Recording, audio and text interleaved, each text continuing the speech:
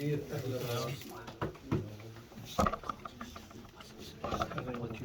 Thank you very much for accepting our invitation. We understand that your schedule is very heavy and you have a lot of appointments, and you said, okay, I will come and see the academy members. Thank you very much. We accept from you a brief and update on the situation on the ground and what the Palestinian Authority is doing right now inside the Palestinian and with the Israeli government and with the international community. Thank you very much. Thank you for giving me the opportunity to meet again and to address you and to present to you, where we stand, as Palestinian people and government regarding, the events that are happening, in our occupied land. As you are aware, this year marks, the 75th year since, the Nakba catastrophe of the Palestinian people, and the General Assembly will, try to commemorate that, by an event that will take place on the 15th of May in New York in the General Assembly, where the President of the State of Palestine, Mahmoud Abbas, personally will attend. And we hope that it will be an annual event that will take place in the General Assembly in order for the United Nations system to acknowledge its responsibility vis-a-vis the creation of the plight of the Palestinian people, as refugees, displaced from their own land for the last 75 years. This year also marks the 56th anniversary of the Israeli occupation of the land of Palestine in 1967, West Bank, including East Jerusalem and Gaza Strip. As you are aware, the occupation, according to the international law, should be, a short occupation, but not, an occupation protracted, that, prolonged for 56 years. That occupation has lost its own legality, and as a result, it was very important for the United Nations system to address this particular matter, and for that reason we have really asked the General Assembly to pass a resolution requesting an advisory opinion from the ICJ about the type of regime that Israel has established in the Palestinian occupied territory for the last 56 years.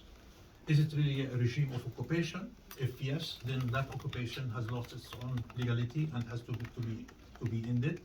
If it's really a regime of settlement and colonization, then it's time to end that colonization according to the UN system and UN laws. And if it's really a regime of an apartheid, racist segregation, as B'Tselem has stated, as Human Rights Watch has stated, as Amnesty International has stated, as many other legal experts have stated, reporters, on the human rights in the Palestinian occupied territory, or the investigative committee that really was established by the Human Rights Council. All of them have really agreed that Israel has created a system of apartheid in the Palestinian occupied territory. So we are expecting the ICJ within a specific period of time, to answer such questions and to send that answer back to the General Assembly for the General Assembly to adopt a resolution in order for member states to act based on it. For us, that's really very important. Now, Israel, what encourages Israel to continue committing its own crimes against the Palestinian people is the lack of accountability. There is no accountability when it comes to Israel. Israel has been a violator of international law, has been a country that has committed numerous crimes against the Palestinian people, violating international law, and Israel felt that it really has been treated above the law. There is no system of accountability, when it comes to Israel violations of international law. and respectability to international law, and this has encouraged Israel to continue committing such crimes against the Palestinian people.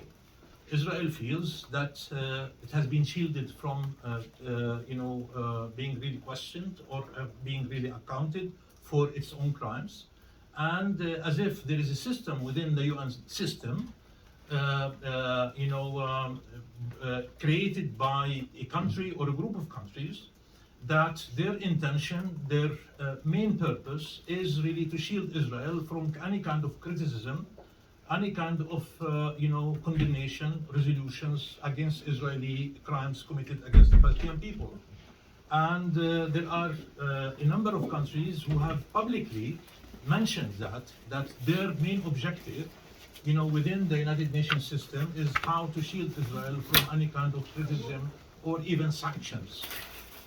We have seen how double standards is being acted within the UN system when countries who have committed equal crimes like Israel for a shorter period of time have been really sanctioned, and multiple layers of sanctions being really imposed on them, while Israel, who has been committing crimes against the Palestinian people, occupying their land for 75 years, has been really shielded from any kind of a criticism or even sanctions.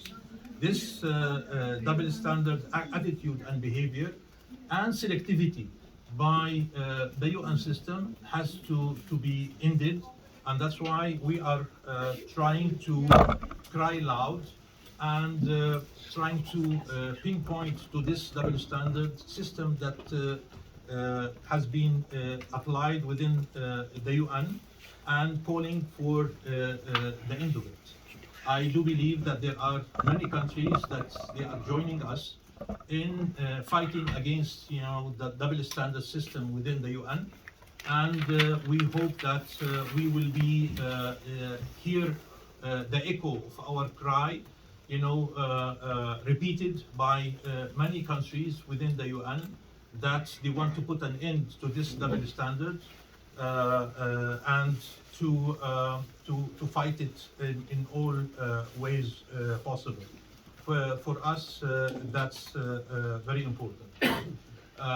Look, when Israel was created back in 1948, Israel has established a number of governments.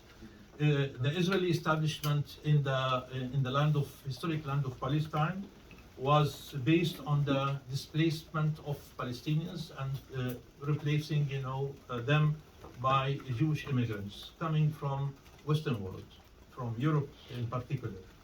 And in order for Israel to create,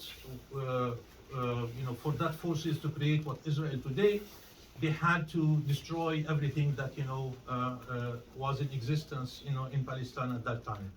So massacres were committed against Palestinians. More than 55 massacres were committed back in 1947-48. More than 500 villages were completely destroyed, erased completely there, in order to Can you repeat, can you repeat those figures? I didn't hear them. The massacres.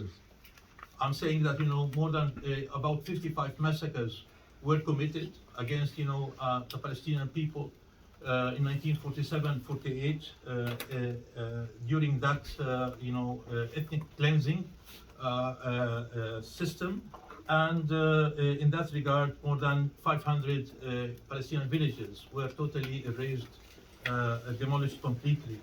In order to eliminate that history, that presence of Palestinians in the historic land of Palestine.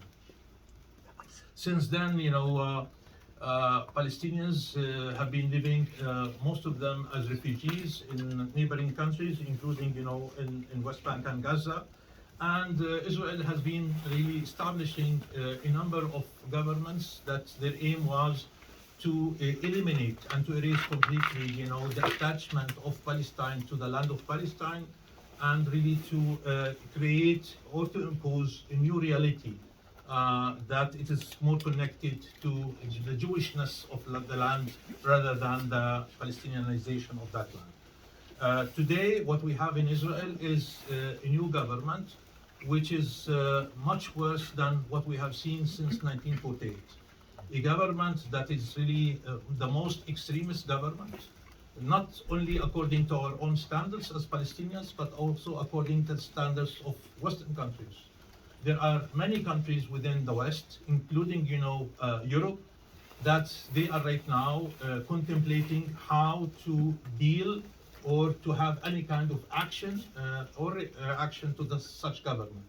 Until today, there are countries and governments that they are contemplating not to have any kind of contact with the Israeli government or with some ministers within the Israeli government.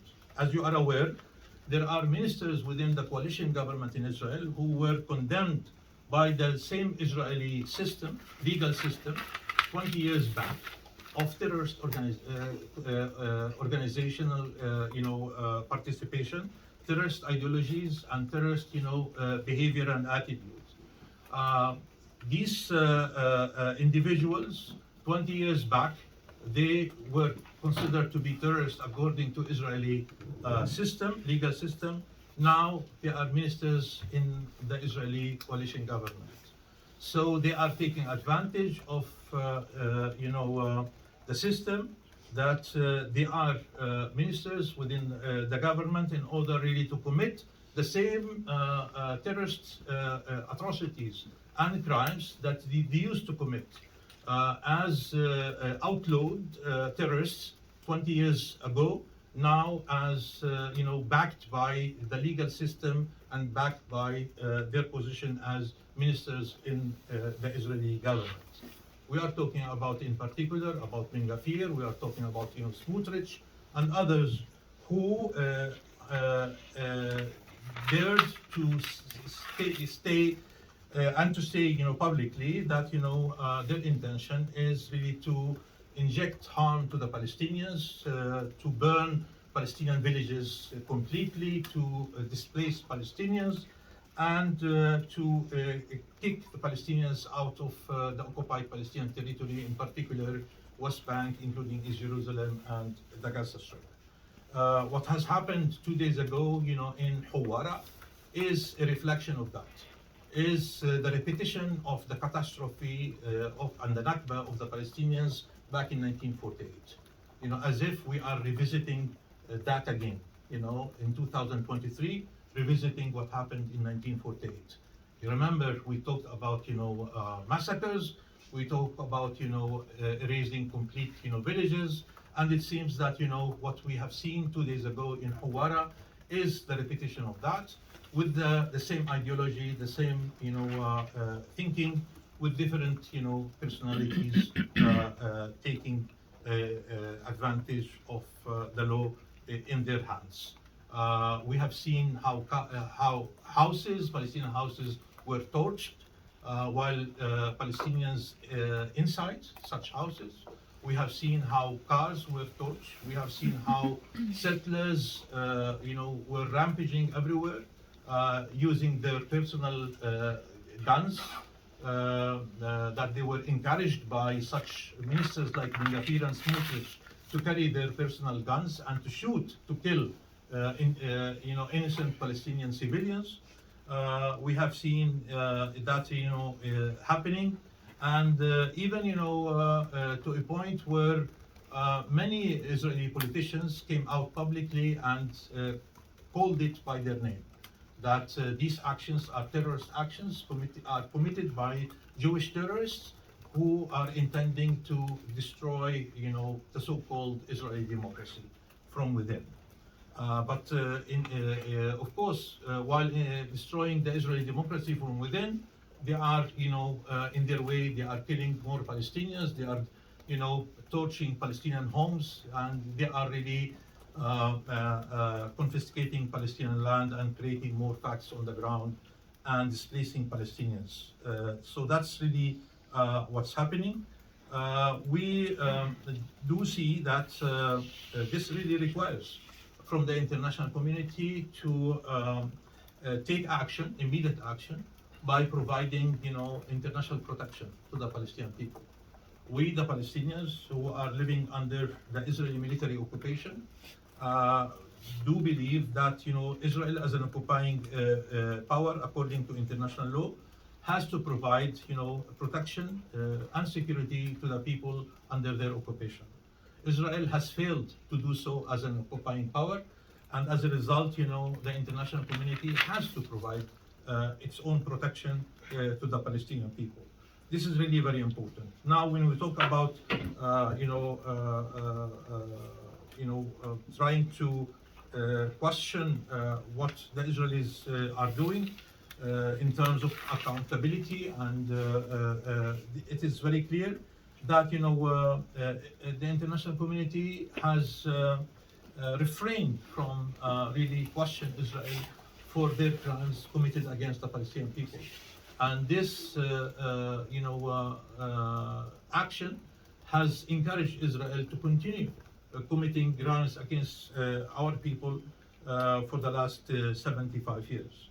It's very clear that even Israel itself is not really questioning their settlers, the behavior of their settlers. If the settlers are rampaging, if the settlers are shooting Palestinians to kill, if the settlers are torching Palestinian homes, and cars, if the settlers are uprooting Palestinian trees, and if the settlers are attacking even Israeli soldiers, as it happened 2 days ago, still the Israeli system is refraining from acting in order to question such behavior, and from, of course, condemning the attitude of such behavior by the terrorist settlers, in Hawara and everywhere in the Palestinian occupied territory. For that particular reason, we have addressed the ICC, the International Criminal Court, asking the ICC to take its full responsibility and to open an official investigation into the crimes committed against the Palestinian people by Israeli individuals, being soldiers, being really settlers, being really judges, being really politicians, or lawmakers. All of them, they have committed crimes against the Palestinians. All of them, they constitute part of the enterprise of occupation that Israel has established since 1967 really onward. And for us, that's really very important. We keep our contacts with the ICC in order to see that the ICC really moves swiftly in that direction, and starts its own official investigation against such crimes that they are ongoing and did not really stop at all. To the contrary, they have accelerated and they have really multiplied in terms of number and in terms of gravity. And also, as I've mentioned at the beginning, also we have asked the ICJ to provide, its advisory opinion about, the type of system, about, the continuation of the occupation and the legality of such occupation. And we are right now asking all member states of the UN system to also to encourage them to make written submissions to the ICJ before the deadline that was really established by the court, which is really the 25th of July. We hope that many countries who do believe in international law, who refuse to accept that there are countries who continue violating international law, that they will rally behind such approach and really contribute positively through their written submissions to the ICJ. We do encourage all countries to do so, and I will be addressing all countries in that manner, advising them, asking them to be part of such an effort, collective effort, through the ICJ, in order really to put an end to this behavior of Israel as an occupying power for the last 56 years of the Palestinian occupied territory. We as Palestinian government, State of Palestine, we will continue approaching the UN system. Today there is a closed session of the Security Council in order to discuss the gravity of the situation in the Palestinian occupied territory, the crimes that are committed by settlers and by soldiers alike, and the need to consider international protection to the Palestinian people. At the same time, we will continue our effort for full membership to the UN system, and we will continue, asking the international community to help us in order to achieve that, the sooner the better. I will stop here in order really to give you the opportunity to ask questions, and for me also to answer and to clarify issues that was part of my introduction. Thank you very much. Thank you, Wajid. Excellency, and first question, Mohammed Iqbal, Anadolu News Agency, Turkey. Thank you, Minister. Mohammed Iqbal from Turkey's Anadolu News Agency. As you mentioned, in the occupied West Bank, there happened an unprecedented mass settler attack on a Palestinian village, like Huwara last Sunday. Israel army is criticized for not just only intervening to stop this attack, but also using force against Palestinians. Israel police announced that only 8 people are detained and 6 of them released. What is the latest in the investigation about this mass attack? Look, the Israeli army behaves always, to provide protection to the such crimes committed by, settlers. Settlers, they are not,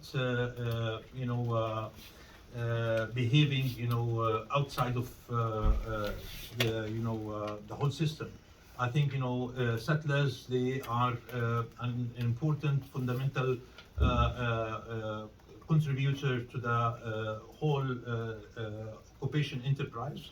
And settlers, they are assigned certain, mission to be fulfilled, and that mission, complement the mission of the army, occupation army, the mission of the judiciary system, the mission of the lawmakers, within the parliament, Knesset, and others.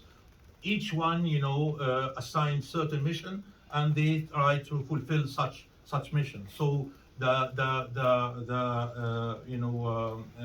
settlers, they are not, behaving on their own. To the contrary, they are fulfilling, assigned mission that they have to fulfill. And obviously, every time that they rampage, every time that they attack a village, in Palestinian occupied territory, the Israeli army and soldiers, they try to protect them while they are attacking Palestinian targets. And the moment that the Palestinians, come out in defense of themselves and their properties, when the army intervenes in order really to provide protection to the settlers and to attack the Palestinians and to detain them. What you have said, in terms of detaining 8 settlers and then releasing, 6 of them, this is really a reflection that, the whole issue is a camouflage. The whole issue is intended just to show that, there was a detention processes, but in reality, the next day, all of them, if not the majority, that have been really released. I have a big question mark. I doubt very much that the Israeli enterprise of occupation, the system itself, will take any kind of action against such settlers. To the contrary, they act according to a plan, and they are protected while they are performing such plan. So in no way they will be investigated. In no way they will be detained. and in no way they will be, taken to court. This is really contradictory to what we have seen, contradictory to what we have learned over 56 years of continuous occupation. So, we believe that the settlers are performing, certain assigned tasks, and this is really a part of such enterprise that intends to displace and replace, Palestinians, trying really to revisit what has happened, 75 years ago, in terms of trying really to bring fear among the Palestinians by attacking, isolated villages, burning their homes, shooting at them, hoping that this might, force Palestinians, to leave on their own will. But of course, what has happened back in 1948 will never be repeated, in 2023. Thank you very much. Gabrielle, please, right. Thank you, Minister. Just a question about the shift in the Israeli government. You said it has been sort of the most extreme ever. I'm just wondering if that fact and also the projected reforms to Item 7 might lead more people here at the UN and the Human Rights Council to criticize Israel. I'd be interested in hearing your views on that, if you feel like there's a sense that this needs to be raised now, and also your expectations for the hearings in Geneva in March and what the final goal might be for those. Thank you. Look, we are not, a fan of bringing, items to the Human Rights Council agenda, for the sake of bringing items. We were compelled as a result of, the crimes and atrocities committed by Israel, that such items should be, put on the agenda, as a permanent item, in order really to highlight the gravity of crimes that are committed by the Israeli occupation against, the Palestinian basic fundamental rights. As long as there is an occupation and as long as crimes are really committed, then Item 7 will stay. To the dislike of few countries who came, intentionally back to the membership of the Human Rights Council in order really just to eliminate Item 7, or even to prevent member states, from participating in the discussions of Item 7. Item 7 is there, as long as Israel is singling out itself as an occupying power, singling out itself as is as a country that is committing crimes and atrocities against the Palestinian people. It's not out of nowhere that B'Tselem came out with its reports, or the Human Rights Council, or Amnesty International, or all other countries to that level. It's not out of nowhere that countries until this moment are questioning what kind of relationship they want really to create or to establish with current coalition government in Israel, and in particular with ministers like Ben Gvir and Smotrich. It's very obvious that that crimes are being really committed, and when Israeli politicians like Lapid, like Gantz, and many others who are naming events that are taking place right now in the Palestinian occupied territories, in Hawara and other places, as terrorist acts, then obviously we have to name things by their name. Terrorism is being really acted by terrorist organizations, by terrorist individuals, Jewish individuals who are committing terrorism against Palestinian people.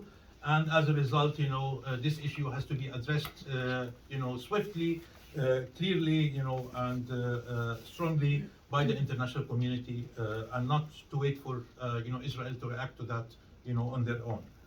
That's very important.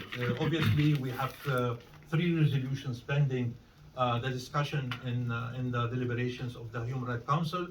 Two resolutions are being really presented within item 7 and one resolution within item 2. And obviously, you know, our ambassador here has tried his best in order really to reach clear understanding and comprehension among all member states of the Council to the gravity of the situation and to the importance of such resolutions to be presented.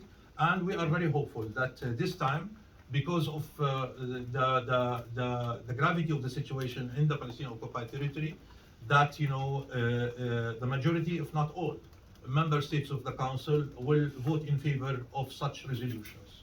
The two in the item 7 and one in item 2. Thank you very much. We'll go online and take a question from Yuri Atarlet in Mosty, Russia.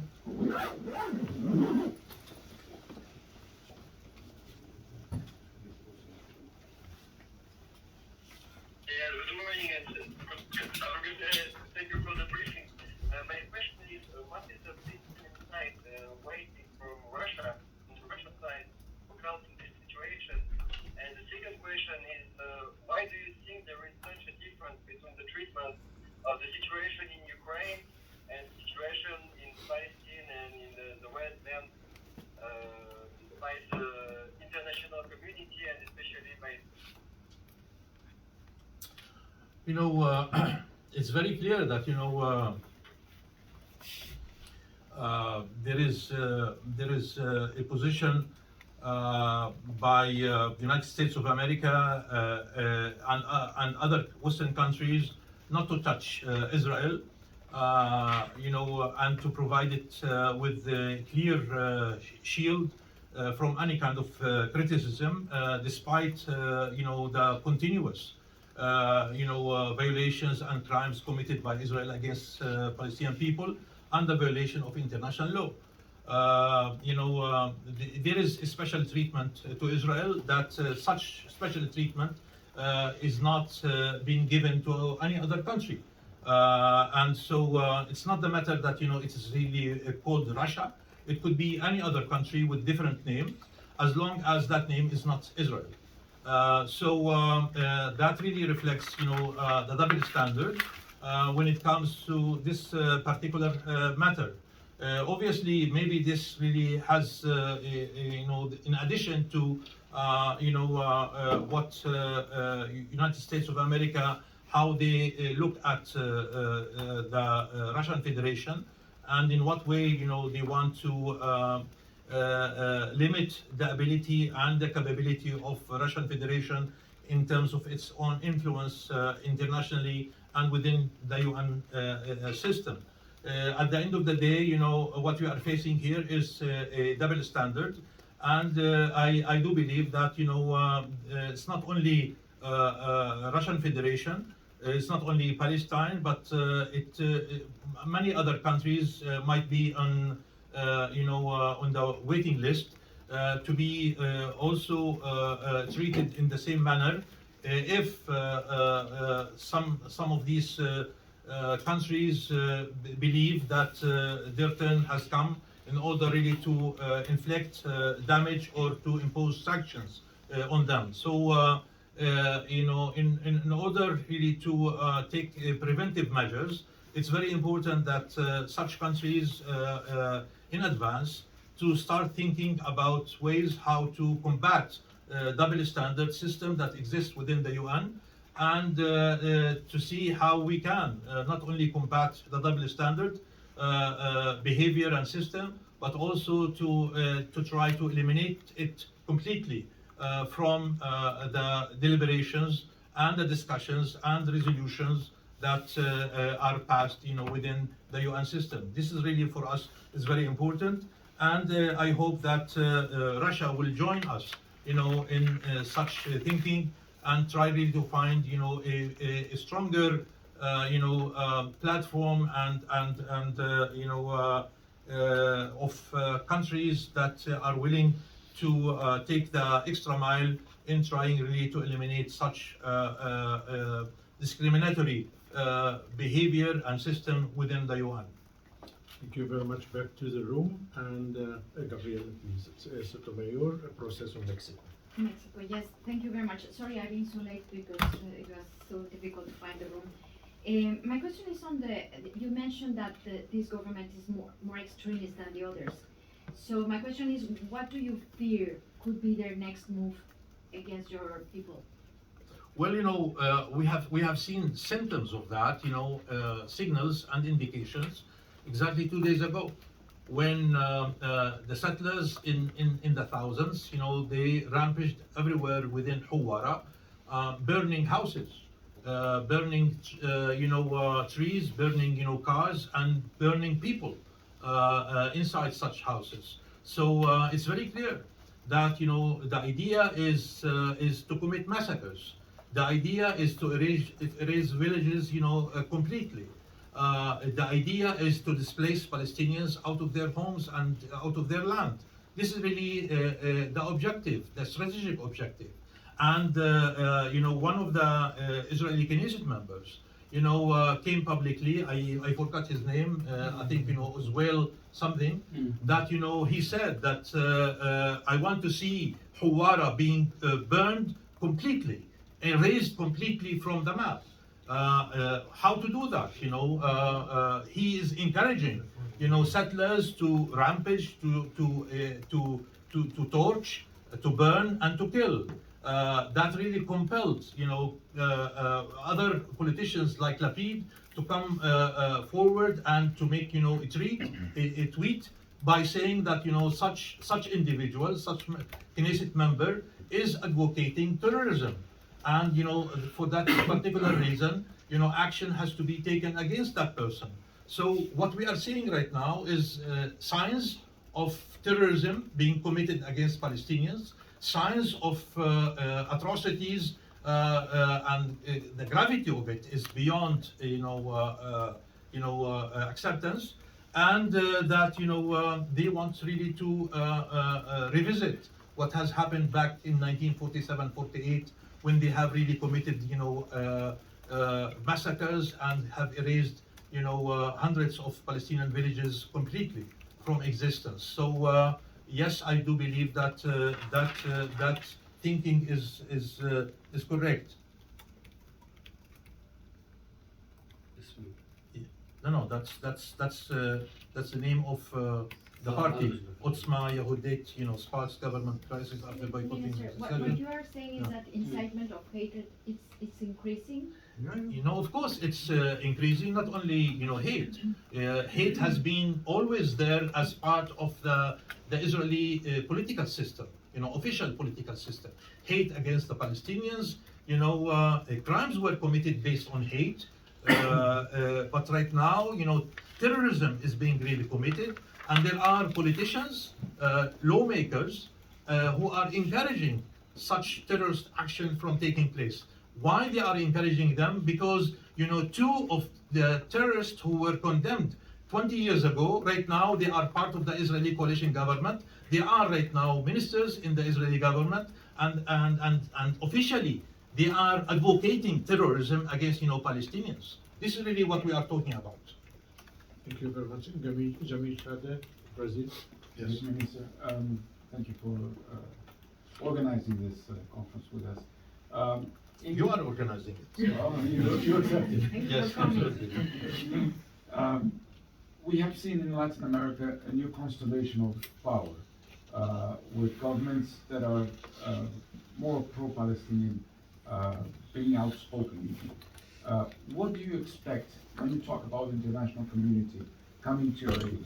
What do you expect from Latin Americans specifically? What do you expect from President Lula specifically? And how much in the element that you spoke about, impunity of Israel, how much did Bolsonaro help in this impunity?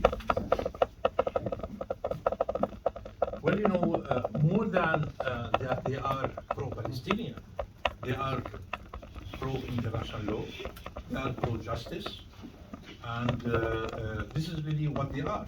They are standing for the respectability of the international law and the applicability of international law. And because they are in favor of the applicability of the international law, then, automatically they are pro-Palestinians. So it's not that they are first pro-Palestinians and then no. First they are pro-democracy, pro-respectability of international law, and that really makes them pro-Palestinians. That's really very clear. Now, obviously, President Lula, is a man of justice, of international law, when I met him during his inauguration, he said that that Brazil will stand for justice for Palestine, and it will support the just cause of the Palestinian people, the right of Palestinians to self-determination and to their own independent state. This is really very obvious. That's not really something surprising, to hear from President Lula. President Lula is the one who recognized the state of Palestine during his first tenure, and as a result, many other countries has really followed within Latin America. And so it's very important the return of President Lula to the political scene, in Brazil, will influence very much, the political atmosphere within the continent, and we hope that this will reflect itself in the position of so many countries within Latin America, in favor of justice and self-determination of nations, in particular the Palestinian people. We are counting on that. That's very important. Now, Bolsonaro is part of the past.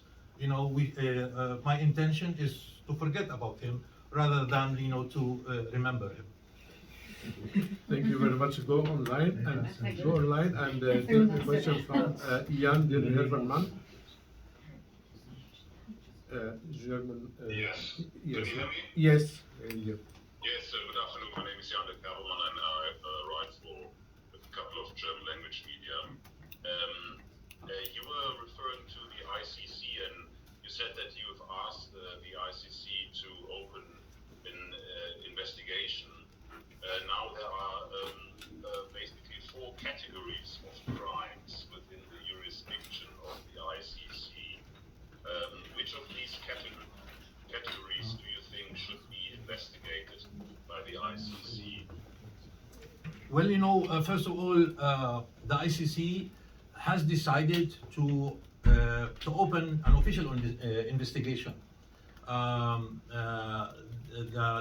The former prosecutor, Fatou Bensouda, before leaving office, she decided to open officially investigation after almost 6 years of preliminary examination of our case and the referral that we have made to the ICC. The new prosecutor, Karim Khan, has been looking into that situation, and we have met with him in a number of occasions.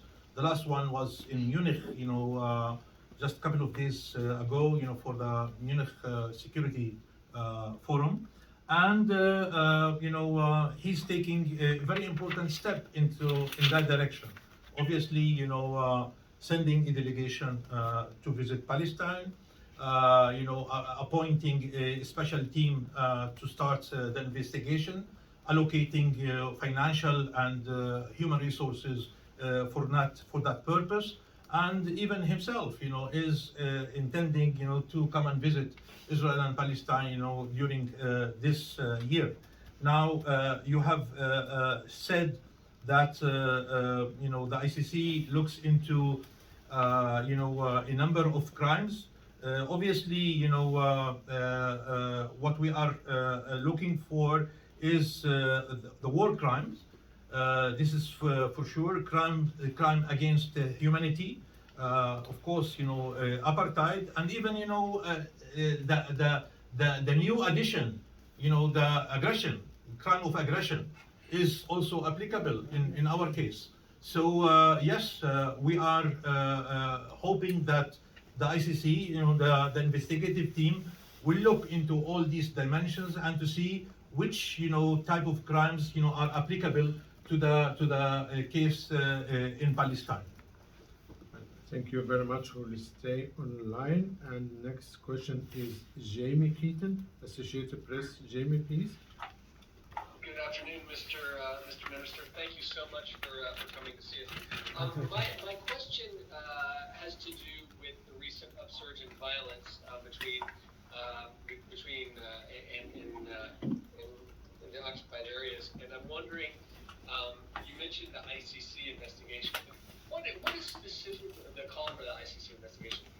What is the next step? What can you do beyond that to ensure that there's diffusing of these tensions that could really possibly inflame the situation even worse, civilians against civilians, even more so than we've seen in the past? That's my first question. My second question has to do with what you said earlier about a lot of Western countries that are diplomatically shielding, if you will, Israel. How important is it for the lives of Palestinians? I'm talking about people in Palestine. The people that this diplomatic showdown takes place. In other words, the same countries that may be shielding Israel are also the same countries that are giving hundreds of millions of dollars worth of aid to UNRWA, for example, when many other countries are not. So I'm just wondering, in terms of concrete impact, is the diplomacy more important, or is economic investment and the concerns about daily lives of Palestinians more important? Thank you so much. Look, it's not really fair to say that there are civilians against civilians, because the Israeli civilians who are residing illegally in the Palestinian occupied territory in the illegal settlements are not civilians. They are military militias. They are settlers who are allowed to carry their own weapon. And they always, use such weapon, to terrorize, the civilian Palestinians, the innocent, unarmed civilian Palestinians. We have seen so many videos where settlers, with their weapon, attacking, civilian Palestinians, shooting them, to kill. And this has been really the case. So talking about civilian versus civilian, it's not really a fair description. It's not really a description. But anyway, yes, the idea is how to diffuse tension. Yes. The first thing, to do is for the Israelis, to respect signed agreements that they have signed with us. Secondly, that, Israel has to refrain from unilateral actions, against the Palestinian people. Naming, incursions into Area A, military incursions, naming, demolishing of Palestinian homes, naming, confiscating of Palestinian land, naming, extrajudicial killing, naming, building illegal settlements, naming, confiscating Palestinian money. These are acts that are illegal. Israel is not only they are doing it, in violation of their signed agreements, but these are, crimes according to international law, and Israel has to stop from doing so. The moment that Israel stops that, the moment that Israel stops building illegal settlements, that stops displacing Palestinian people, replacing them with settlers, that stops, incursions, that stops, violating Palestinian basic fundamental human rights, then of course, the moment that Israel accepts to sit and to restart negotiations with the Palestinians in order to reach an agreement that will end their occupation of the Palestinian land and to allow the materialization of the state of Palestine, then obviously that's the right way for diffusing, tension. Now, obviously, your second question, yes, I agree that, some of the countries who are providing money to UNRWA are the same countries who are providing shields, to Israel and providing impunity to Israel. That's also true. Probably, they are doing that, intentionally they are doing it because, in order really just, to explain that, they are providing shield to Israel, they try to compensate by putting, money to, the Palestinian Refugee Agency, UNRWA. But obviously, when you ask the question, what is really the most important is, diplomacy or, investment and economic, contribution and donation. I will tell you, economic and financial donation to the Palestinian people under occupation is not going to end the Israeli occupation. It might really help us improve our living conditions for a while, but it would really change the reality that we are living, under occupation, that we are deprived of our right to freedom and to self-determination. So, with all respect, the whole money of the world is not worth it, when you are deprived of your own freedom and of your own independence. So this is really my answer to your question, where our priority lies. Thank you very much for that. If I could just, Tamer, if I could just slide in a follow-up on that.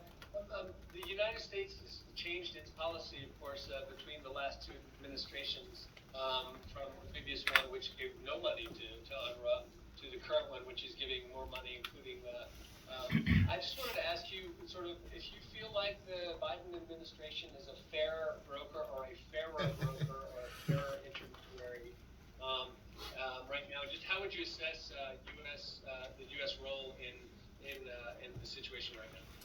Look, to answer your question, let me put it in this way. Biden administration is maybe the only administration, U.S. administration in the last maybe 5 or 6 that has refrained from coming up with their own plan for peace in the Middle East. Biden administration is the only administration in the last 5 administrations that did not appoint, a special envoy to the Middle East peace process. So if that tells you something, it's important to see it this way. Well, Biden administration did not reverse, the political steps that Trump administration has taken. For example, when Trump administration closed, the U.S. consulate in East Jerusalem, Biden administration was not able to reopen it. When Trump administration closed, the representative office of Palestine, in Washington, Biden administration did not really reopen it. When Trump administration recognized East Jerusalem as part of the eternal capital of the State of Israel, united capital, Biden administration did not reverse that. So if you think that, Biden administration's money, giving that money to UNRWA might, let us forget about the other important political issues, then, you are done wrong. Okay, thank you very much. Back to the room. And John Saragossas, France 24 English Service, and he is an expert of international law, by the way. I also write for The Lancet, the medical journal. My question, sir, is you mentioned about making a push for more international recognition. Yes. I recall, I think about 5 years ago, you made a push to become full member of the World Health Organization, and you got a lot of behind-the-scenes pressure to walk away from it. And secondly, your observer status in the World Trade Organization has been dormant now for more than a decade. What initiatives are you likely to take in international organizations in Geneva to enhance your membership? And I have a follow-up question on another item. Look, we did not stop pursuing our full membership to different international organizations and UN organizations. You are aware, since you mentioned some of these organizations, that there are different conditions for membership, and some of these conditions are attainable, and some of these conditions are not really attainable. So we are looking for what's really attainable, rather than looking for the impossible. This is really one. Number two, we want really to join all these international and world organizations, because we want to be part of the international system. Palestine wants to be part of that system and wants to develop its own legal, political, diplomatic character and authority. And of course, it depends on the willingness of the member states and such organizations to support the application of Palestine and its membership. The moment that we see that that's really available, and then we will move. But as I told you, there are some conditions who are attainable and some conditions are not. The World Trade Organization, how to become member there. And so it is possible for Palestine today to become member or not. This is really a question. Three, some organizations, the moment that you enter into some of these organizations, according to the decision taken by the US administration, that the US will leave such organization. So imagine if we will go to the World Health WHO. What will happen? If the Americans, if the US will leave such organization and stop, contributing to their budget, how this will affect the work of the organization and the programs that such organization is providing to many, needy countries who are supportive of the right of Palestinians to membership in such organization, or the right of the Palestinians in particular.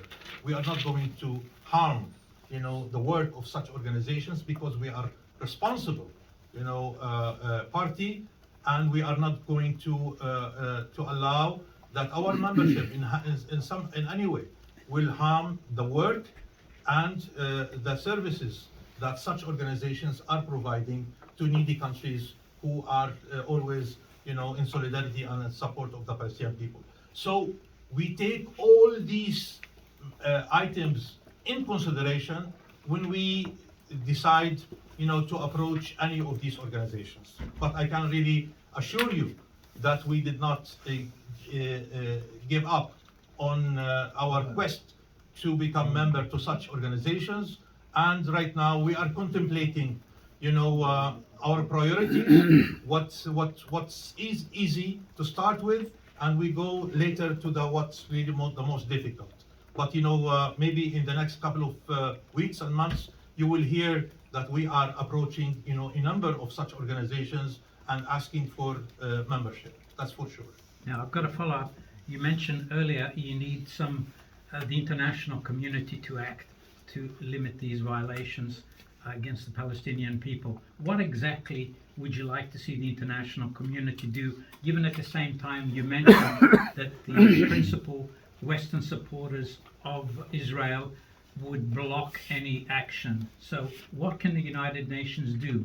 Would you like to see a temporary UN peacekeeping force as a buffer between the Israelis and the Palestinians? Is that doable? Look, no. I go back, to the same kind of answer. We are asking for what's really attainable. We are not really asking for the impossible. Now, obviously, but we should not really shy from saying things, with their own names. First of all, yes, we do ask for protection, and there are many ways how to do protection, inside of Palestine, through the different UN agencies that they are operating inside of Palestine. you could really magnify, you could really increase the missions of such agencies and give them different responsibilities when it comes to this, in order really to preserve, to be present, to report, etc., and to provide protection whenever is possible. Secondly, of course, we should really work very hard to end the impunity of the State of Israel, from being really criticized and sanctioned. Why not really to impose sanctions on Israel? If really the international community is ready to impose sanctions on other countries for doing, things that they are much less than what Israel is doing against the Palestinians for the last, 56 years. Why not? Unless people fear of anti-Semitism, and as a result, they want to hide away from that by avoiding such issue. So sanctions are important. We should really talk openly about boycotting, Israeli settlement products. Not only labeling, Israeli settlement products, but also boycotting Israeli settlement products. We have to boycott everything related to the to settlements because they are illegal. Not only in terms of boycotting settlement products, but also boycotting settlers themselves, because the whole settlement enterprise is illegal according to international law, and everything is related to settlements, because it's really illegal, should be boycotted, being really products and or being really settlers who live in these such illegal settlements. Such settlers should be prevented from entering into the national space of all such countries. They have to prevent settlers because they are violators of international law, because they are committing crimes by being present in the illegal settlements. Also, there are companies that they are operating, in the illegal settlements. Such companies have to walk out away from settlements. Otherwise, they have to be punished, in different ways and in different manners. I do believe that these are some of the issues that we should really consider. There are countries who are providing weapons to Israel, and Israel is using such weapon to kill Palestinians. This is really a crime, punishable by international law.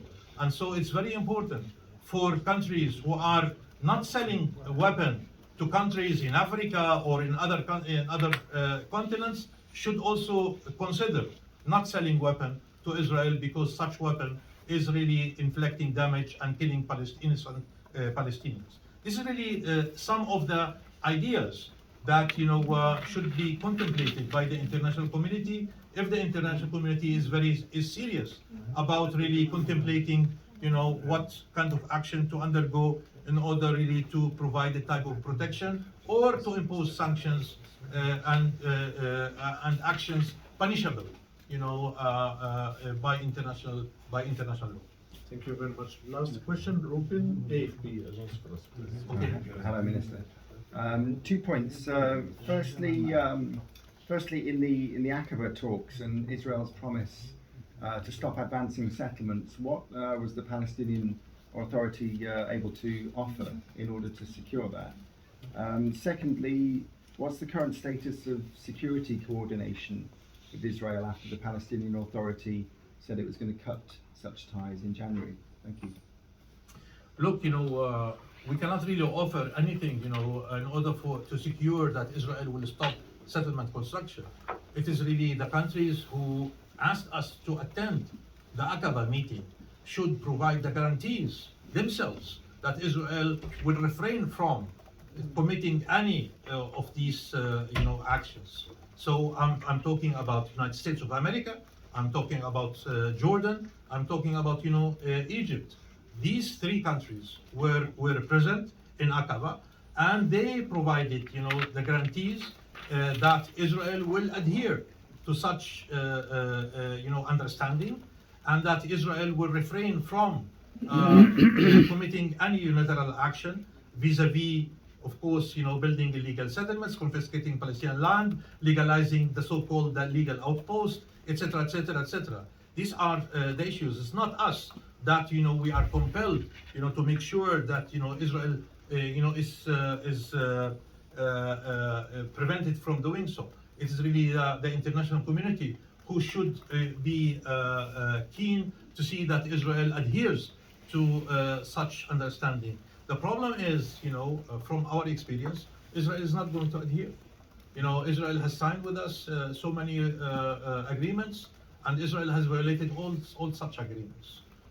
Israel, does not respect, its own obligation as an occupying power according to international law, and Israel takes advantage that of such impunity.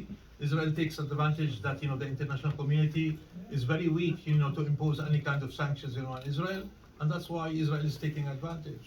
So it's very very clear that Israel is not going to to respect that, but it's right now the responsibility of such three countries who convince us that it's in the sake of the Palestinians to attend the Aqaba meeting, and for that reason we went with such open will to see that progress will be made.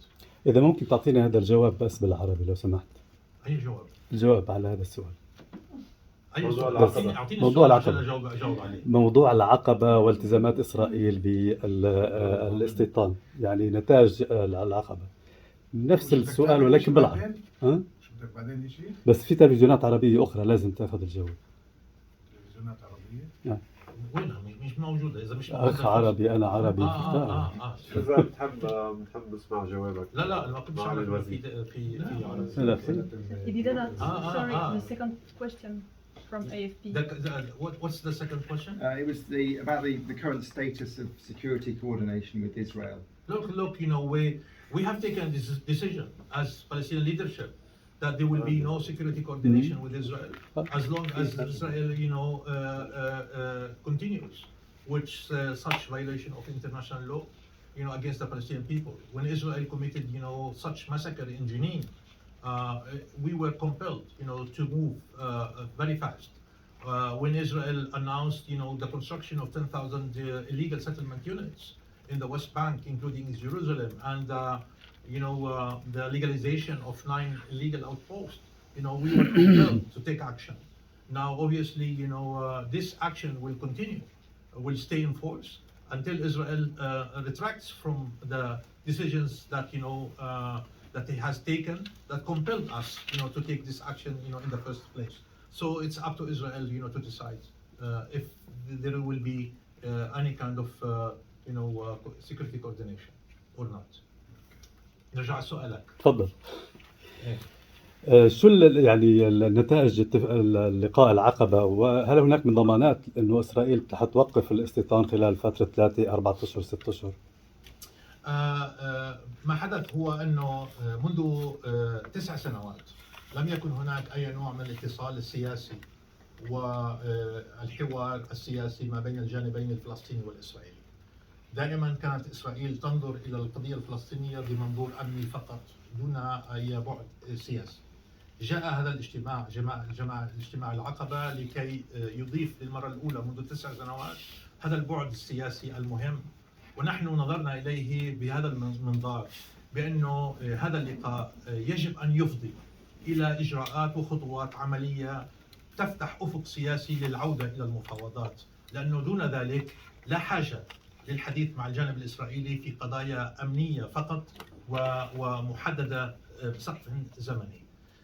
نحن طلبنا الجانب الإسرائيلي بأن يوقف كل الإجراءات الأحادية التي نعتبرها جرائم حسب القانون الدولي، وإسرائيل ملزمة بوقفها بالكامل. ونحن قدمنا للجانب الإسرائيلي والجانب الأمريكي قائمة من 13 بندا يحدد فيها تلك الإجراءات الأحادية التي يجب على إسرائيل أن توقفها بالكامل. ونحن اشترطنا أن هذا الوقف يجب أن يكون لمدة 6 أشهر من أجل أن يسمح لنا خلال هذه الفترة بالبحث عن إمكانية فتح أفق سياسي لإمكانية العودة إلى تلك المفاوضات. في هذه الفترة إسرائيل عليها أن توقف إجراءاتها الأحادية بالكامل، وثانيا إسرائيل عليها أن تلتزم بالاتفاقيات الموقعة بيننا وبين الجانب الإسرائيلي. الآن وجود تلك الدول الضامنة كما هو الحال بالولايات المتحدة الأمريكية، المملكة الأردنية الهاشمية وجمهورية مصر العربية، كانت هي التي حفزتنا للذهاب إلى العقبة من أجل الوصول إلى مثل هذا التفاهم. الآن نحن لا نثق بالجانب الإسرائيلي، وتجربتنا مع الجانب الإسرائيلي واضحة أن إسرائيل لا تلتزم بأي اتفاقية وقعت معها، ولكن نحن أردنا أن نكشف للولايات المتحدة الأمريكية والمجتمع الدولي حقيقة الموقف الإسرائيلي، بأن إسرائيل لا تلتزم، وهذا ما تم التأكيد عليه في الوقت الذي كانوا يجتمعون فيه في العقبة. وفي اليوم التالي قامت إسرائيل باجتياح مدينة نابلس وبارتكاب مجزرة بحق الفلسطينيين في مدينة نابلس، 11 شهيد بالإضافة إلى مئات الجرحى. كل ذلك يؤكد على مخاوفنا وتوقعاتنا من الجانب الإسرائيلي بأن الجانب الإسرائيلي لن يلتزم، وبناء عليه هذا يكشف للولايات المتحدة وللمجتمع الدولي كل هذه الأمور. لهذا السبب اليوم هناك اجتماع مغلق لمجلس الأمن من أجل البحث في كيفية توفير الحماية للشعب الفلسطيني، لأن الشعب الفلسطيني الأعزل الذي يتعرض لموجات من الهجمات من قبل المستوطنين المسلحين المدعومين من الجيش الإسرائيلي والمحميين من الجيش الإسرائيلي، وما شاهدناه في حوارة وفي مناطق مختلفة من الضفة الغربية هو تأكيد على كل ذلك. هذا يستدعي من المجتمع الدولي أن يكون متحفز، من المجتمع الدولي أن يخرج عن صمته، من المجتمع الدولي أن ينتقد إسرائيل، وأكثر من ذلك أن يفكر بفرض عقوبات على إسرائيل لانتهاكها للقانون الدولي ولاستكمال استمرارها في ارتكاب الجرائم بحق الشعب الفلسطيني. هذا ما أردنا كشفه، ما أردنا عمله هو أن يرى المجتمع الدولي حقيقة دولة إسرائيل كدولة احتلال، كدولة جرائم، كدولة إرهاب دولة منظمة. شكرا. Thank you very much indeed, Your Excellency, for your time and for this information. We wish you all the best, and we hope that next time we'll meet with better conditions. Well, we hope so. We hope so. Thank you. Okay. Thank you very much. Thank you. خلاص كمان اتفقنا. No, I'm leaving tomorrow. Leaving early tomorrow. Yes.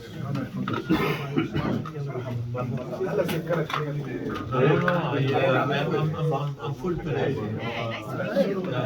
Nice to meet you. I hear your voice. Yeah, I was away during 1 month or something like that. So, but nice to meet you. Very nice. Very good question. Very good question. See you around.